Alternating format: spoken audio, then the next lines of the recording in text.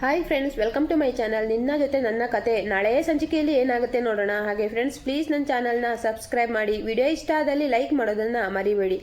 ಸಂಚಿಕೆಯ ಶುರುವಿನಲ್ಲಿ ಭೂಮಿ ಅಜಿತ್ ಫೋಟೋನ ಹಿಡ್ಕೊಂಡು ಹಾಗೆ ಅವ್ನು ಬರೆದಿಟ್ಟಿರೋ ಲೆಟರ್ನು ಓದ್ತಾ, ಆದು ಸಾಹೇಬ್ರೆ, ನೀವು ನನಗೋಸ್ಕರ ಇರುವಂತ ಒಂದು ಮಾತು ಹೇಳಿದ್ರೆ ಸಾಕಿತ್ತು ಸಾಹೇಬ್ರೆ. ನಾನು ಜೀವನ ಪೂರ್ತಿ ನಿಮ್ಮ ಜೊತೆಗೆ ಇದ್ಬಿಡ್ತಿದ್ದೆ. ನೀವು ಅಲ್ಲಿಂದ ಬರೋ ಅಷ್ಟರಲ್ಲಿ ಆದ್ರೂ ನನ್ನ ಬಗ್ಗೆ ನಿಮ್ಮ ಮನಸ್ಸಲ್ಲಿ ಪ್ರೀತಿ ಹುಟ್ಟಿದ್ರೆ ನನಗಷ್ಟೇ ಸಾಕೆ ಸಾಹೇಬ್ರೆ. ನಿಮ್ಮನ್ನು ಬಿಟ್ಟು ಹೋಗೋದಕ್ಕೆ ನನಗಿಷ್ಟ ಇಲ್ಲ. ನಿಮ್ಮ ಜೊತೆಗೆ ನಾನು ಯಾವಾಗಲೂ ಖುಷಿಯಾಗಿ ಇರಬೇಕು ಅಂತ ಬಯಸ್ತಾ ಇದ್ದೀನಿ ಸಾಹೇಬ್ರೆ. ಅದು ಯಾಕೆ ನಿಮ್ಗೆ ಅರ್ಥ ಆಗ್ತಿಲ್ಲ? ಬೇರೆ ಎಲ್ಲ ವಿಷಯನೂ ಅರ್ಥ ಆಗುತ್ತೆ, ಆದರೆ ನನ್ನ ಮನಸ್ಸಲ್ಲಿರೋ ಪ್ರೀತಿನ ಯಾಕೆ ಸಾಹೇಬ್ರೆ ನೀವು ಅರ್ಥ ಮಾಡ್ಕೊತಿಲ್ಲ ಅಂತ ಭೂಮಿ ಅಜಿತ್ ಫೋಟೋನ ಮುಟ್ತಾ ಹೇಳ್ತಾಳೆ.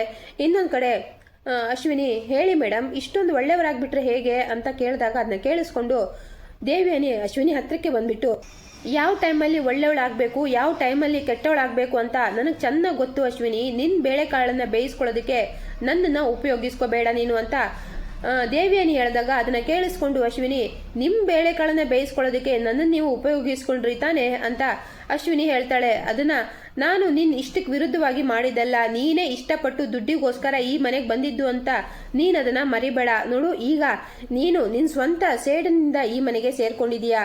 ನಿನ್ನ ಸೇಡನ್ನ ತೀರಿಸ್ಕೊಳ್ಳೋದಕ್ಕೋಸ್ಕರ ನೀನು ನನ್ನನ್ನ ಬಲಿಪಶು ಮಾಡಬೇಡ.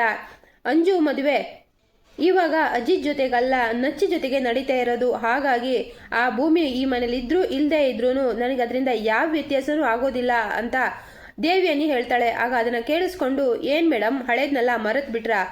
ಆ ಶಾರದಾ ಮತ್ತೆ ಮನಸ್ವಿನಿನ ಈ ಮನೆಯಿಂದ ಕಾಣೆ ಆಗುವಾಗ ಮಾಡಿದ್ದೆ ನೀವು ತಾನೆ. ಒಂದ್ ವೇಳೆ ಆ ಶಾರದಂಗೆ ಲಾಸ್ ಆಗಿರೋ ಮೆಮೊರಿ ಮತ್ತೆ ಏನಾದರೂ ಬಂದ್ಬಿಟ್ರೆ, ಅವಳೇನಾದರೂ ಹುಷಾರಾಗ್ಬಿಟ್ರೆ ಆಗ ನಿಮ್ಗೆ ಈ ಮನೆಯಲ್ಲಿ ಉಳಿಗಾಲ ಇರುತ್ತಾ? ಅದು ಅಲ್ಲದೆ ಒಂದ್ ವೇಳೆ ಆ ಭೂಮಿಗೆ ನನ್ನ ಹೆತ್ತ ತಂದೆ ತಾಯಿ ಬೇರೆ ಯಾರು ಅಲ್ಲ, ಈ ಶ್ರವಣ್ ಮತ್ತೆ ಶಾರದಾನೆ ಅಂತ ಗೊತ್ತಾದ್ರೆ ಇದ್ರ ಹಿಂದೆ ಇರೋದು ಯಾರು ಅಂತ ಅವಳಿಗೆ ಕಂಡುಹಿಡಿಯೋದಕ್ಕೆ ಏನು ಜಾಸ್ತಿ ಹೊತ್ತಾಗುತ್ತಾ?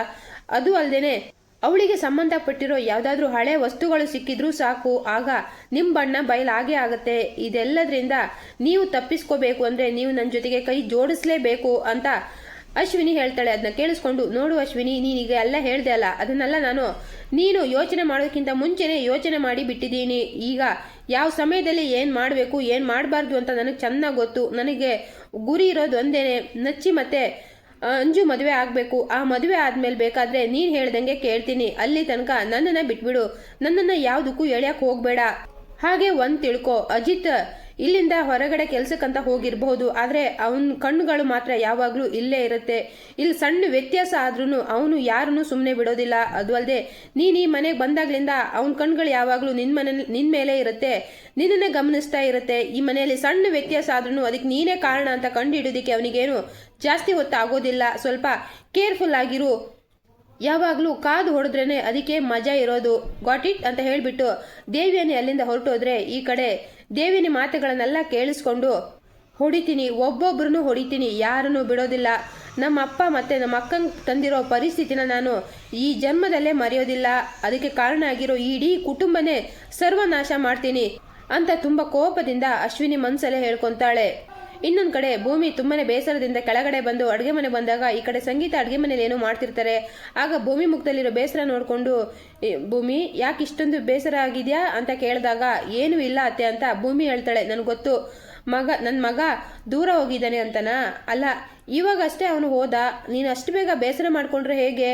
ಇನ್ನು ಆದಷ್ಟು ಬೇಗ ಅವನು ವಾಪಸ್ ಬರ್ತಾರೆ, ನೋಡ್ತಾ ಇರು, ನೀನು ಬೇಜಾರು ಮಾಡ್ಕೋಬೇಡ ಭೂಮಿ ಅಂತ ಸಂಗೀತ ಹೇಳಿದಾಗ ಅದನ್ನ ಕೇಳಿಸ್ಕೊಂಡು ಸರಿ ಅತ್ತೆ ಅಂತ ಭೂಮಿ ಒಪ್ಕೊಂತಾಳೆ.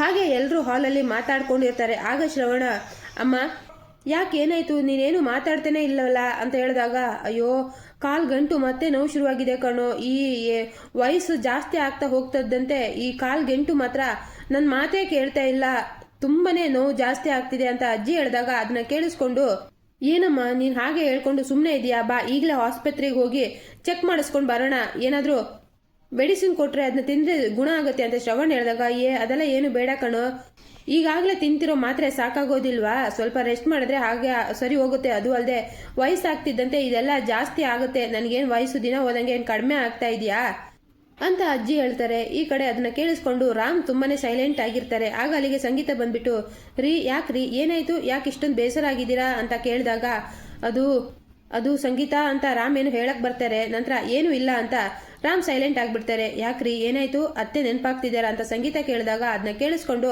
ರಾಮ್ಗೆ ತುಂಬಾನೇ ಬೇಜಾರಾಗ್ತಿರುತ್ತೆ.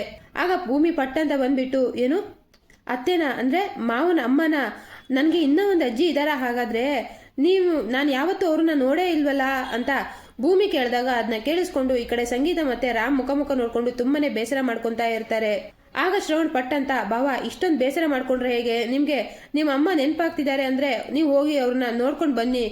ನಾವ್ಯಾರು ಏನು ಅನ್ಕೊಳ್ಳೋದಿಲ್ಲ, ಹಳೇದ್ನೆಲ್ಲ ಮರೆತು ತುಂಬಾ ಕಾಲ ಆಗಿದೆ, ಈಗ ಅದನ್ನೇ ನೆನೆಸ್ಕೊಂಡು ಕೊರಗ್ತಾ ಇದ್ರೆ ಯಾವ ಪ್ರಯೋಜನನೂ ಇಲ್ಲ, ನೀವು ಆರಾಮಾಗಿ ಹೋಗಿ ನೋಡ್ಕೊಂಡು ಬನ್ನಿ ಅಂತ ಶ್ರವಣ್ ಹೇಳಿದಾಗ ಅದನ್ನ ಕೇಳಿಸ್ಕೊಂಡು ಭೂಮಿ, ಹಾಗಾದ್ರೆ ನಾವೆಲ್ಲರೂ ಒಟ್ಟಿಗೆ ಹೋಗೋಣ, ನಮಗೂ ಕೂಡ ಅವ್ರನ್ನ ನೋಡಬೇಕು ಅಂತ ಆಸೆ ಇರುತ್ತೆ, ನಾವೆಲ್ಲರೂ ಒಟ್ಟಿಗೆ ಹೋದ್ರೆ ಅವರಿಗೂ ಕೂಡ ತುಂಬಾನೇ ಖುಷಿ ಆಗುತ್ತೆ ಅಲ್ವಾ ಅತ್ತೆ, ನೀವು ಬನ್ನಿ, ನನಗೆ ನೀವು ಅತ್ತೆ, ನಿಮಗೆ ಅವ್ರ ಅತ್ತೆ ಅಲ್ವಾ, ಅವ್ರನ್ನ ಅತ್ತೆ ಅಂತ ಕರೆದ್ರೆ ಅವರಿಗೂ ತುಂಬಾನೇ ಖುಷಿ ಆಗುತ್ತೆ, ನಾವ್ಯಾರು ಅವ್ರನ್ನ ನೋಡೇ ಇಲ್ಲ, ಹೋಗಿ ನೋಡ್ಕೊಂಡು ಬರೋಣ ಅಂತ ಭೂಮಿ ಹೇಳಿದಾಗ ಅದನ್ನ ಕೇಳಿಸ್ಕೊಂಡು ಸಂಗೀತಂಗೆ ಏನೋ ಒಂಥರ ಭಯ ಆಗ್ತಿರುತ್ತೆ.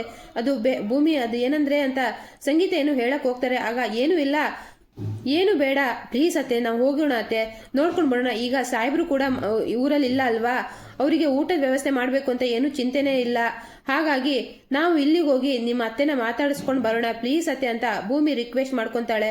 ಈ ಕಡೆ ರಾಮ್ ಸಂಗೀತ ಮುಖ ನೋಡ್ಕೊಂಡು, ನಂತರ ಸಂಗೀತ ರೀ ಭೂಮಿ ಇಷ್ಟೊಂದು ಹೇಳ್ತಾ ಇದ್ದಾಳಂದ್ರೆ ನಾವು ಹೋಗಿ ಮಾತಾಡಿಸ್ಕೊಂಡು ಬರೋಣ ಅಂತ ಸಂಗೀತ ಹೇಳ್ತಾರೆ. ನಂತರ ಶ್ರವಣ್ ಪಟ್ ಅಂತ, ನೀವೆಲ್ಲರೂ ಹೋಗಿ ಬನ್ನಿ, ಅಮ್ಮಂಗೆ ತುಂಬಾನೇ ಕಾಲು ನೋವು ಇದೆಯಲ್ವಾ, ಹಾಗಾಗಿ ಅಮ್ಮ ಜೊತೆ ನಾನು ಇರ್ತೀನಿ ಅಂತ ಹೇಳಿದಾಗ ಅದನ್ನ ಕೇಳಿಸ್ಕೊಂಡು ದೇವಿನಿ ಪಟ್ ಅಂತ, ಅಯ್ಯೋ ಬಾವ ಪರವಾಗಿಲ್ಲ, ಅತ್ತೆ ಜೊತೆಗೆ ನಾನು ಇರ್ತೀನಿ, ಯಾವಾಗ ನೋಡಿದ್ರು ಭೂಮಿ ಅತ್ತೆ ಸೇವೆ ಮಾಡ್ತಾನೆ ಇರ್ತಾಳೆ, ಈ ನೆಪದಲ್ಲಾದ್ರೂ ನನಗೆ ಸ್ವಲ್ಪ ಅತ್ತೆ ಸೇವೆ ಮಾಡೋದಕ್ಕೆ ಬಿಡಿ, ನಾನು ಅವ್ರ ಸೊಸೆನೇ ಅಲ್ವಾ ಅಂತ ದೇವಿಯನಿ ಹೇಳಿದಾಗ ಅದನ್ನ ಕೇಳಿಸ್ಕೊಂಡು ನಂತರ ಅಂಜು, ನಾನು ಹೋಗೋದಿಲ್ಲ, ನಾನು ಮಾಮ್ ಜೊತೆಗೆ ಇರ್ತೀನಿ ಅಂತ ಹೇಳ್ತಿರುವಾಗ ಆಗ ದೇವೇನಿ ಪಟ್ಟ ಅಂತ, ಅಂಜು ಇನ್ನು ಮುಂದೆ ನೀನು ಮಾಮ್ ಅಂತೆಲ್ಲ ಹೇಳ್ಬಾರ್ದು, ನಚ್ಚಿ ಹೋಗ್ತಾ ಇದ್ದಂತಾನೆ, ನಚ್ಚಿ ಜೊತೆಗೆ ನೀನು ಹೋಗ್ಬೇಕು, ಇನ್ನು ಮಗು ಥರ ಮಾಮ್ ಜೊತೆಗೆ ಇರ್ತೀನಿ ಅಂದರೆ ಹೇಗೆ ಅಂಜು, ಇನ್ನು ಮುಂದೆ ನೀನು ನಚ್ಚಿ ಜೊತೆಗೆ ಇರೋದನ್ನ ಅಭ್ಯಾಸ ಮಾಡ್ಕೋಬೇಕು, ನೀನು ಕೂಡ ನಚ್ಚಿ ಜೊತೆಗೆ ಹೋಗ್ತಾ ಇದೆಯಾ ಸರಿನಾ ಅಂತ ದೇವಿಯನಿ ಕಣ್ಸನ್ನೆ ಮಾಡಿ ಅಂಜುಗೆ. ಆಗ ಭೂಮಿ, ಸರಿ ಹಾಗಾದ್ರೆ ಎಲ್ಲರೂ ಒಪ್ಪಿಗೆ ಕೊಟ್ಟಾಯ್ತಲ್ವಾ, ಈಗಲೇ ಎಲ್ಲರೂ ಬಟ್ಟೆ ಪ್ಯಾಕ್ ಮಾಡ್ಕೊಳ್ಳೋಣ, ಇವಾಗಲೇ ಹೊರಟು ಬಿಡೋಣ, ಅಜ್ಜಿ ನಾನು ಸರಿಯಾಗಿ ಹೇಳ್ದೆ ತಾನೆ ಅಂತ ಭೂಮಿ ಕೇಳಿದಾಗ, ಹೌದು ಭೂಮಿ ನೀನು ಯಾವಾಗಲೂ ಸರಿಯಾಗೇ ಹೇಳ್ತೀಯ, ದೇವಿಯನಿ ನನ್ನ ಜೊತೆಗೆ ಇರ್ತಾಳೆ ಅಂತ ಹೇಳಿದ್ರಲ್ವಾ, ಮತ್ತೇನು ನೀವು ಚಿಂತೆ ಮಾಡಬೇಡಿ, ಆರಾಮಾಗಿ ಹೋಗಿ ಬನ್ನಿ ಅಂತ ಅಜ್ಜಿ ಒಪ್ಪಿಗೆ ಕೊಡ್ತಾರೆ. ಅದನ್ನ ಕೇಳಿಸ್ಕೊಂಡು ರಾಮ್ಗೆ ತುಂಬಾನೇ ಖುಷಿ ಆಗ್ತಿರತ್ತೆ. ಆಗ ಸರಿ ಹಾಗಾದ್ರೆ ನಾವು ಹೊರಡೋಣ, ಇವಾಗ ಹೊರಟ್ರೆ ನಾಳೆ ಅಷ್ಟರಲ್ಲಿ ರಿಟರ್ನ್ ಬರೋದಕ್ಕೆ ಸರಿ ಆಗತ್ತೆ ಅಂತ ಹೇಳ್ಬಿಟ್ಟು ಎಲ್ಲರೂ ಲಗೇಜ್ನ ಪ್ಯಾಕ್ ಮಾಡಿಕೊಂಡು ಅಲ್ಲಿಂದ ಹೊರಡ್ತಾ ಇದ್ರೆ, ಇನ್ನೊಂದು ಕಡೆ ಸಂಗೀತ, ರೀ ನನ್ಗೆ ಯಾಕೋ ಭಯ ಆಗ್ತಿದೆ, ಅತ್ತೆಗೆ ನಾನಂದ್ರೇ ಆಗೋದಿಲ್ಲ, ಅವರು ಮತ್ತೆ ಏನಾದರೂ ಎಲ್ರ ಮುಂದೆ ಮಾತಾಡಿ ಎಲ್ರ ಮನಸ್ಸಿಗೆ ಬೇಜಾರು ಮಾಡೋ ಥರ ಮಾಡಿದ್ರೆ ಏನ್ರಿ ಮಾಡೋದು ಅಂತ ಹೇಳಿದಾಗ ಸಂಗೀತ, ಅದೆಲ್ಲ ಹಳೇದು, ಈಗ ಅಮ್ಮನಿಗೆ ಎಲ್ಲನೂ ಅರ್ಥ ಆಗಿರುತ್ತೆ, ನೋಡ್ತಾ ಇರು, ಅಮ್ಮ ಹಳೇದ್ನೆಲ್ಲ ಮರೆತು ಇವಾಗ ಪ್ರೀತಿಯಿಂದ ಮಾತಾಡಿಸ್ತಾಳೆ, ನೀನೇನು ಬೇಜಾರು ಮಾಡ್ಕೋಬೇಡ, ನಿನ್ನ ಜೊತೆಗೆ ನಾನು ಇದ್ದೀನಿ ತಾನೆ ಅಂತ ರಾಮ್ ಹೇಳಿದಾಗ ಅದನ್ನ ಕೇಳಿಸ್ಕೊಂಡು ಸಂಗೀತ ಸೈಲೆಂಟ್ ಆಗ್ತಾರೆ. ಇನ್ನೊಂದು ಕಡೆ ಹಳೆ ಮನೆ ಕಾಲದ ಥರ ಇರುತ್ತೆ, ಆ ಒಂದು ಚೇರಲ್ಲಿ ಒಂದು ಅಜ್ಜಿ ಕೂತ್ಕೊಂಡು ಆ ಕಡೆ ಈ ಕಡೆ ಅಲ್ಲಾಡ್ತಿರುತ್ತೆ. ಆಗ ಅಮ್ಮವ್ರೆ ಇವತ್ತು ಮಧ್ಯಾಹ್ನಕ್ಕೆ ಏನು ಊಟ ರೆಡಿ ಮಾಡಲಿ ಅಂತ ಒಬ್ಬರು ಬಂದು ಕೇಳಿದಾಗ, 8 ವರ್ಷದಿಂದ ನಮ್ಮ ಮನೆಯಲ್ಲಿ ಕೆಲಸ ಮಾಡ್ಕೊಂಡಿದೀಯಾ, ಪ್ರತಿಯೊಂದನ್ನು ನನ್ನ ಹತ್ರನೇ ಕೇಳ್ಕೊಂಡು ಮಾಡ್ತೀಯಲ್ಲ, ಏನು ಮನ್ಸಿಗೆ ಬರುತ್ತೋ ಅದನ್ನು ಮಾಡು, ಪದೇ ನಂಗೆ ಬಂದು ತೊಂದರೆ ಕೊಡಬೇಡ ಅಂತ ಅಜ್ಜಿ ರೇಗಿದಾಗ ಅದನ್ನ ಕೇಳಿಸ್ಕೊಂಡು ಸರಿ ಅಮ್ಮವ್ರೆ ಅಂತ ಹೇಳ್ಬಿಟ್ಟು ಅವರು ಅಲ್ಲಿಂದ ಹೊರಟು ಹೋಗ್ತಾರೆ. ನಂತರ ಮನೆ ಮುಂದೆ ಒಂದು ಕಾರ್ ಬಂದು ನಿಲ್ಲುತ್ತೆ. ಆಗ ಒಬ್ಬರು ಬಂದ್ಬಿಟ್ಟು, ಅಮ್ಮವ್ರೆ ಮನೆ ಮುಂದೆ ಒಂದು ಕಾರ್ ಬಂದು ನಿಂತಿದೆ ಅಂತ ಹೇಳಿದಾಗ ಅದನ್ನ ಕೇಳಿಸ್ಕೊಂಡು ಅಜ್ಜಿ, ಅದಕ್ಕೆ ನಾನೇನು ಮಾಡೋದು, ಮನೆ ಮುಂದೆ ಬಂದವರಿಗೆ ಮನೆ ಒಳಗಡೆ ಬರೋದಕ್ಕೆ ದಾರಿ ಗೊತ್ತಿಲ್ವಾ ಅಂತ ಅಜ್ಜಿ ರೇಗ್ತಾರೆ. ನಂತರ ಹಾಗೆ ರಾಮ್ ಮತ್ತೆ ಸಂಗೀತ ಎಲ್ಲರೂ ಕಾರಿಂದ ಕೆಳಗಡೆ ಇಳಿತಾರೆ. ಆಗ ಭೂಮಿ, ಅತ್ತೆ ಇದು ನಿಮ್ಮ ತವ್ರ ಮನೆನಾ, ತುಂಬ ಚೆನ್ನಾಗಿದೆ ಅತ್ತೆ, ತುಂಬ ಹಳೆ ಕಾಲದ ಮನೆ ಅನ್ಸುತ್ತೆ ಅಲ್ವಾ ಅಂತ ಹೇಳಿದಾಗ ಆಗ ರಾಮ್ ಪಟ್ ಅಂತ, ಹೌದು ಭೂಮಿ ಇದು ತುಂಬಾನೇ ಹಳೆ ಕಾಲದ ಮನೆ, ನಮ್ಮ ಮುತ್ತಾತ ಎಲ್ಲ ವಾಸ ಮಾಡಿರೋ ಮನೆ, ಈ ಮನೆಯಲ್ಲಿ ತುಂಬ ನೆನಪುಗಳಿದೆ ಅಂತ ರಾಮ್ ಹೇಳಿದಾಗ ಅದನ್ನ ಕೇಳಿಸ್ಕೊಂಡು, ನೀವು ಹೇಳ್ತಿರೋದು ಕೇಳ್ತಿದ್ರೆ ತುಂಬಾ ಖುಷಿ ಆಗ್ತಿದೆ ಮಾವ, ಬನ್ನಿ ಈಗಲೇ ಒಳಗಡೆ ಹೋಗಿ ಮನೆಯೆಲ್ಲ ನೋಡಬೇಕು ಅಂತ ಆಸೆ ಆಗ್ತಿದೆ, ಬನ್ನಿ ಅಂತ ಹೇಳ್ತಾ ಮುಂದೆ ಹೋಗ್ತಿದ್ರೆ ಈ ಕಡೆ ಸಂಗೀತ ಮಾತ್ರ ಅಲ್ಲೇ ನಿಂತ್ಕೊಂಡಿರ್ತಾರೆ. ಆಗ ಸಂಗೀತಂಗೆ ಸಮಾಧಾನ ಮಾಡಿಬಿಟ್ಟು ಸಂಗೀತನ ಕೈ ಇಟ್ಕೊಂಡು ರಾಮ್ ಒಳಗಡೆ ಕರ್ಕೊಂಡು ಬರ್ತಾನೆ. ನಂತರ ಮಧ್ಯ ಹಾಲಲ್ಲೇ ಅಜ್ಜಿ ಕೂತ್ಕೊಂಡಿರ್ತಾರೆ. ಅವ್ರನ್ನ ನೋಡಿಕೊಂಡು ಸಂಗೀತಂಗೆ ಏನೋ ಒಂಥರ ಭಯ ಆದರೆ ರಾಮ್ ಮುಂದೆ ಹೋಗ್ಬಿಟ್ಟು ನಂತರ ನಿಧಾನಕ್ಕೆ ಅಜ್ಜಿ ಕಾಲು ಮುರಿದಾಗ ಕಾಲು ಮುಟ್ಟ ಸ್ಪರ್ಶ ಆಗ್ತಿದ್ದಂತೆ ರಾಮ ಅಂತ ಅಜ್ಜಿ ಕರೀತಾರೆ. ನಂತರ ಅವರೆಲ್ಲರೂ ನೋಡಿಕೊಂಡು ಅಜ್ಜಿಗೆ ಏನೋ ಒಂಥರ ಬೇಸರ ಆಗ್ತಿರುತ್ತೆ. ರಾಮ್ನ ನೋಡಿಕೊಂಡು ಅವರು ಕೋಪ ಮಾಡ್ಕೊತಾರೆ. ಆಗ ಅಮ್ಮ ಹೇಗಿದ್ಯಾ ಅಂತ ರಾಮ್ ಕೇಳಿದಾಗ, ನಾನೇನಾದರೂ ಸತ್ತಿದ್ರೆ ಮನೆ ಮುಂದೆ ಹೊಗೆ ಆಗ್ತಾ ಇದ್ರು, ಮನೆ ಮುಂದೆ ಹೊಗೆ ಇಲ್ಲ ಅಂದರೆ ನಾನು ಇನ್ನೂ ಬದುಕಿದ್ದೀನಿ ಅಂತಲೇ ಅರ್ಥ ಅಂತ ಅಜ್ಜಿ ರೇಗ್ತಾರೆ. ಅದನ್ನು ಕೇಳಿಸ್ಕೊಂಡು ರಾಮ್ಗೆ ತುಂಬಾ ಬೇಸರ ಆಗುತ್ತೆ. ಆಗ ಏನಮ್ಮ ಈ ಥರ ಎಲ್ಲ ಮಾತಾಡ್ತಾ ಇದೀಯಾ, ನೀನು ಚೆನ್ನಾಗಿದ್ಯಾ ತಾನೇ ಅಂತ ರಾಮ್ ಕೇಳ್ತಿದ್ದೆ. ಈ ಕಡೆ ಸಂಗೀತ ಅತ್ತೆ ಅಂತ ಏನೋ ಕೇಳಕ್ಕೆ ಬರ್ತಾರೆ. ಬೇಡಮ್ಮ ತಾಯಿ, ನಿನ್ನ ಬಾಯಲ್ಲಿ ಅತ್ತೆ ಅಂತ ಕರೆಸ್ಕೊಳ್ಳುವಂತ ಗತಿ ನನಗಿನ್ನೂ ಬಂದಿಲ್ಲ ಅಂತ ಹೇಳಿಬಿಟ್ಟು ಹಿಂದೆ ಇದ್ದವರೆಲ್ಲರೂ ನೋಡಿಕೊಂಡು ಅಜ್ಜಿ ಒಂಥರ ಕೋಪ ಮಾಡಿಕೊಂಡು, ಈ ಪೀಡೆಗಳನ್ನೆಲ್ಲ ಕರ್ಕೊಂಡು ನಮ್ಮನೆಗೆ ಯಾಕೆ ಬರೋಕ್ಕೋದೆ, ಈ ಪೀಡೆಗಳಿಂದನೇ ನನ್ನ ಜೀವನ ಹಿಂಗಾಗಿದ್ದು, ಈ ಪುರ್ಗೋಸಿಗಳನ್ನೆಲ್ಲ ಇಲ್ಲಿಗೆ ಯಾಕೆ ಕರೆಸಿದ್ದು ಅಂತ ರಾಮ್ ಹತ್ರ ಕೇಳ್ತಾರೆ.